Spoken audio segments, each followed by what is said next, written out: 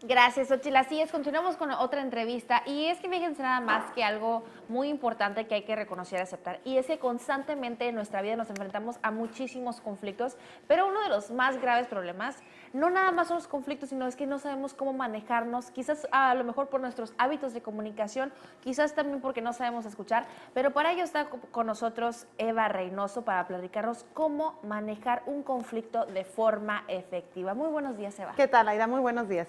Pues muy buenos días, Eva. Encantada de platicar contigo sobre ese tema porque, como lo mencionaba, muchísimas personas quizás tenemos inclusive más conflictos todavía porque no sabemos resolver los principales o los que nos llevaron a esos conflictos, ¿no? Es un laberinto. Así es, Aida, y es muy interesante y quiero partir del hecho de que culturalmente hablando se piensa que el conflicto es malo, que el conflicto no es algo que debieras de aproximar y eso es justamente lo que provoca que se evada el conflicto. Y en realidad el conflicto tenemos esa idea equivocada y como decía, tradicionalmente hablando y sobre todo en los ámbitos de negocio, se da mucho que evites esa confrontación.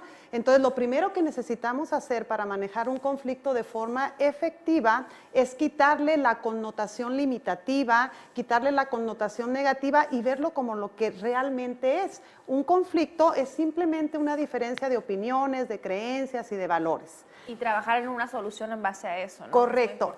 Y sobre todo aquí que la persona que va a manejar el conflicto es responsable de llevarlo a un buen término y que se logre un fin común.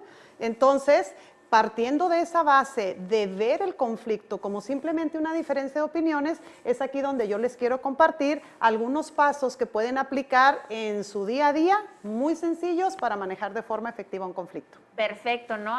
Esenciales, yo creo, ya muero por escucharlos, porque digo, de verdad es que qué bueno que digo, esta entrevista no nada más me llega a mí, sino a muchas personas que nos están sintonizando en este momento, porque yo tenía la idea de que, ok, yo tengo la voluntad de cambiar, de ver un conflicto como algo quizás normal, no tan a grandes rasgos para buscar una solución, pero hay otras personas que dicen, no, necesito estar por ahí picando para hacer un conflicto quizás más grande. Entonces, empecemos pues con los pasos. Claro que sí, Aida. Mira, el primer paso es tener la apertura para manejar el conflicto y establecer qué es lo que se quiere lograr en esa conversación donde vas a manejar el conflicto y sobre todo aclarar que tienes la intención de llegar a acuerdos. Dicho de otra manera, voy a usar un ejemplo, ya te reúnes con la persona y le dices, hola Juan, después de que lo saludas, rompes el hielo, quiero platicar contigo del evento que sucedió en tal situación, tal fecha, y es importante que lo platiquemos porque es esencial mantener la confianza en nuestros clientes y tengo la intención de que antes de terminar esta conversación lleguemos a acuerdos. Okay. Entonces ese es el primer paso, tener la apertura para manejar ese conflicto donde te reúnes con la persona. Y en este punto es muy importante lo que mencionas de no llegar atacando, regañando quizás, llegar saludando propiamente. Así es. El segundo paso, Aida, es crucial, establecer las reglas del juego que vamos a considerar durante esa conversación. Y aquí, tomando el ejemplo de Juan, yo le puedo decir, mira Juan, para que esta conversación sea efectiva y sobre todo sobre la base de respeto, propongo ciertas reglas que podamos utilizar como por ejemplo no gritar, no ofendernos, centrarnos realmente en los hechos, no evadir.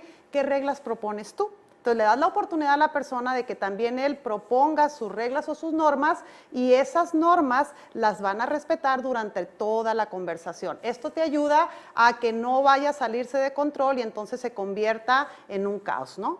Esto es muy, muy importante. El tercer paso es describir el hecho. Y cuando hablamos de describir el hecho, aquí hay dos factores muy, muy críticos. Primero, cuando describes el hecho es enfocarte en las acciones, en las conductas que la persona hizo o lo que no hizo o lo que hizo mal, pero no enfocarte a la persona. No es lo mismo hablarle de los errores o los descuidos que está diciendo o que está teniendo a decirle muchas veces ofensivamente, eres un tonto o qué tienes en la cabeza.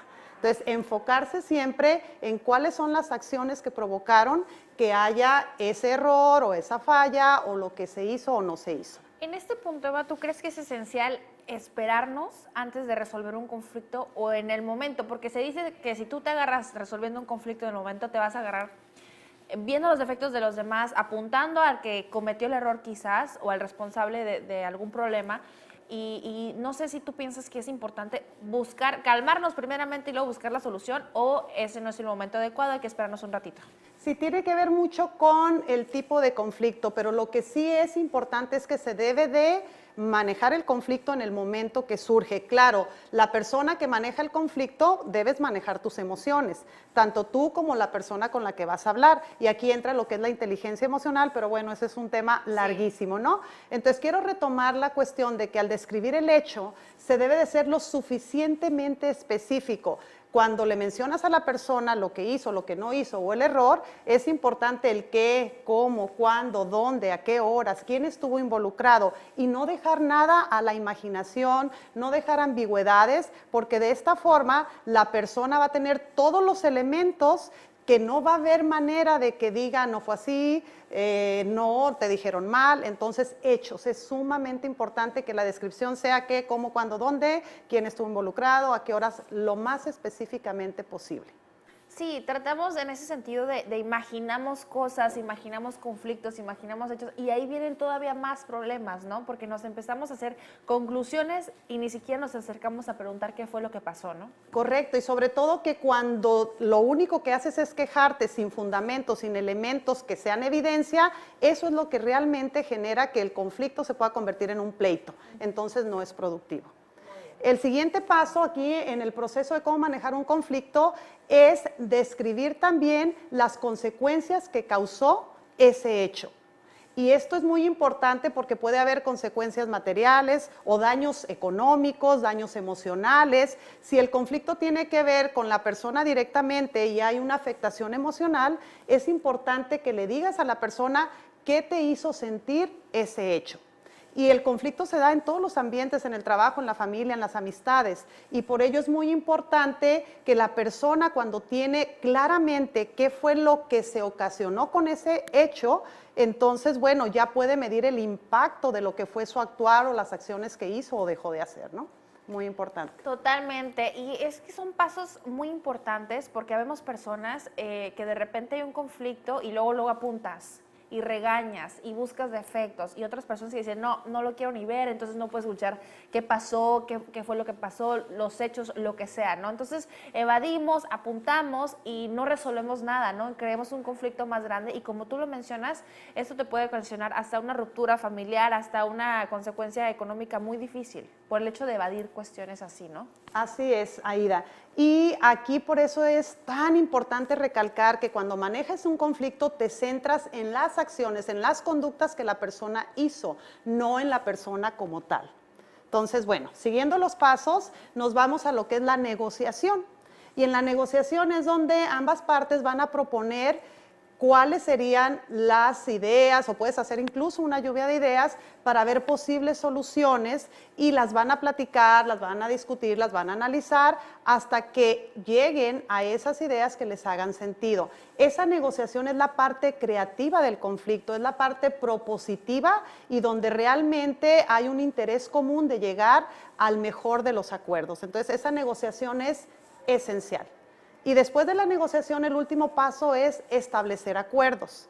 Tomando ya toda esa plática en relación a las ideas que propones para resarcir el daño, para que no vuelva a suceder, la persona que ocasionó ese hecho, entonces se compromete con ese acuerdo y también no solamente se compromete, sino que va a manifestar cómo es que va a lograr apegarse a ese compromiso para que la situación no se vuelva a presentar y para que se aseguren de que el daño ya se ha resarcido y que no se va a volver a presentar una situación de esa índole, ¿no? Así es, ¿no?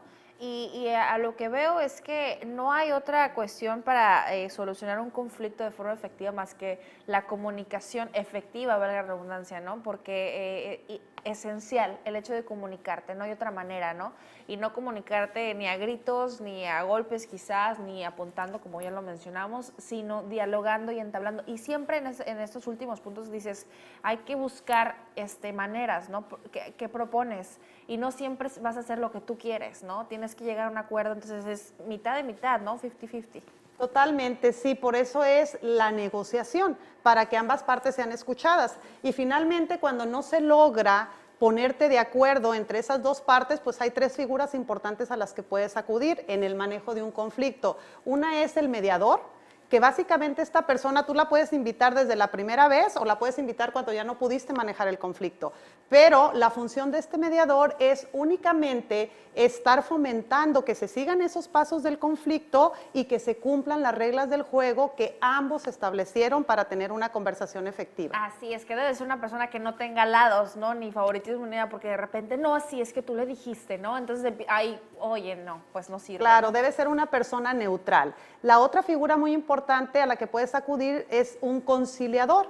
A diferencia de la primera figura, que es en este caso, el conciliador ya puede presentar alternativas de solución, escucha la conversación y él puede estar interviniendo y va abriendo posibilidades, probablemente hace sugerencias y da alternativas, cuestiones que ambas partes que están manejando el conflicto no las alcanzan a ver, ¿no?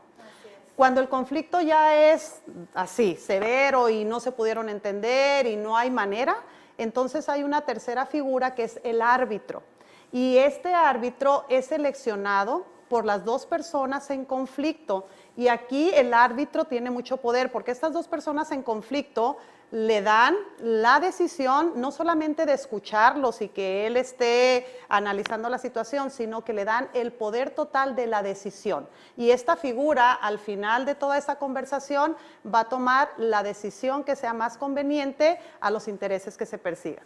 Totalmente, ¿no? Y estos pasos también nos podemos aplicar tanto en nuestros conflictos profesionales como también en la universidad, en la escuela, para cualquier estudiante y también para cualquier padre, ¿no? En la casa, inclusive para los hijos, para que pues podamos entablar conversaciones efectivas en esta cuestión de manejar conflictos. Eva Reynoso, muchísimas gracias por estar aquí con nosotros. Muchísimas gracias. Excelentes consejos y también pasos para poder, como sociedad también, ¿no? Mejorar nuestro diálogo y poder, pues realmente, iniciando desde la casa, no me vas a dejar mentir, se puede resolver en conjunto problemas sociales. Así es, todo empieza en la casa y principalmente con uno mismo. Así Muchísimas gracias. Números de contacto, ¿cómo te podemos encontrar? Claro que sí, Aida, me pueden contactar al 664-314-5131 en mi página web www.contigocoach.com y en mi página de Facebook como Life Coach Eva Reynoso. Pues muchísimas gracias, Eva, nuevamente. Y con esto, acompáñenme a hacer una pausa comercial. Volvemos, no le cambie, esto es Como Cada Mañana.